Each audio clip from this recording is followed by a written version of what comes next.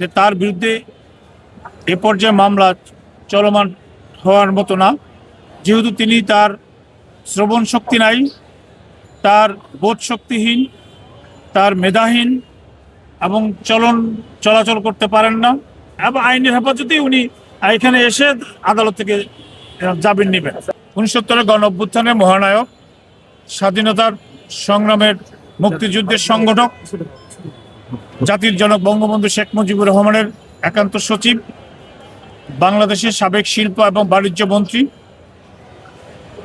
প্রায় 8 বারের মাননীয় সংসদ সদস্য ছিলেন, আমাদের সকলের শ্রদ্ধাভাজন বাংলাদেশের কৃতি সন্তান জনাব তোফায়েল আহমেদের আজকের একটি মামলায়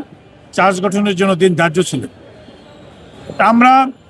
স্বাভাবিকভাবে দেশবাসীরা জানেন যে তিনি মৃত্যুর মুখোমুখি অবস্থান করছেন, তার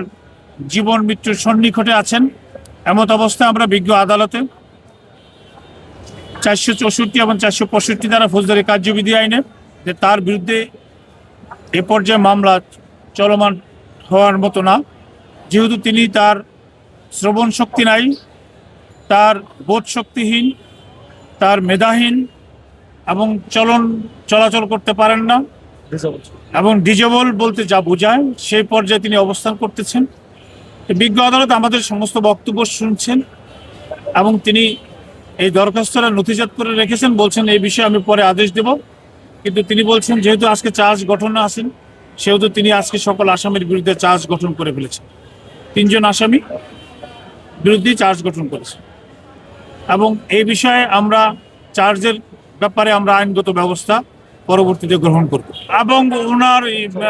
গ্রেপ্তারি পরোয়ানা বহাল আছেন এবং এই বিষয়ে তার যদি শারীরিক অবস্থা কিছুটা উন্নতি হয়, আমরা হয়তো তাকে বিজ্ঞ আদালতে যদি আমরা উপস্থাপন করতে পারি এবং সেইভাবে যদি ততটুকু সক্ষম উনি হন এবং ডাক্তার যদি সেরকম পরামর্শ দেন, তাহলে তাকে আমরা বিজ্ঞ আদালতে উপস্থাপন করে তার সংক্ষিপ্ত সময়ের মধ্যে আমরা জামিন নেওয়ার চেষ্টা করব। আমরা আইনের প্রতি শ্রদ্ধাশীল এবং আদালতের প্রতিও শ্রদ্ধাশীল, হ্যাঁ, এবং আইনের হেফাজতেই উনি এখানে এসে আদালত থেকে জামিন নেবেন। আদালত যদি সদয় হয়ে আজকে আমরা যে দরখাস্তটা দিয়েছি 464 এবং 465 দ্বারা ফৌজদারি কার্যবিধি আইনের, আদালত যদি সেটা নেওয়ার ক্ষমতা আদালতে এখনো আছে, হ্যাঁ, আদালতের ডিসক্রিশনারি পাওয়ার এটা, এবং উনি মেডিকেল বোর্ডও গঠন করে দিতে পারেন অথবা বা লোকাল যে সিভিল সার্জন আছেন তার কাছেও উনি পাঠাতে পারেন যে এই রোগীটার অবস্থাটা কি, এটা আদালত জানতে পারে। এটা আদালতের ইনহেরিট পাওয়ারও আছে এবং এটা আইনেও বলা আছে যে যদি এরকম কোনো প্রেক্ষাপট সৃষ্টি হয় বাংলাদেশের কোনো নাগরিকের, যে তার শারীরিক অবস্থা যদি এতটাই খারাপ হয় যে সে আইনের আওতায় আসতে পারতেছে না বা আইনগত ব্যবস্থা গ্রহণ করতে পারতেছে না এবং তিনি শারীরিকভাবে অক্ষম এবং তার শ্রবণ শক্তি নাই, হ্যাঁ, এবং মৃত্যুর সাথে পাঞ্জা লড়েন, সেটা বিজ্ঞ আদালত যদি সিভিল সার্জনকে নির্দেশ দেন, সিভিল সার্জন নিজেও যে অনেক সময় দেখে আসছে, আইসে বিজ্ঞ আদালতে রিপোর্ট পেশ করতে পারেন, সেই রিপোর্ট দেখে আদালত তার যথাযথ মতামত বিজ্ঞ আদালত পেশ করতে পারেন।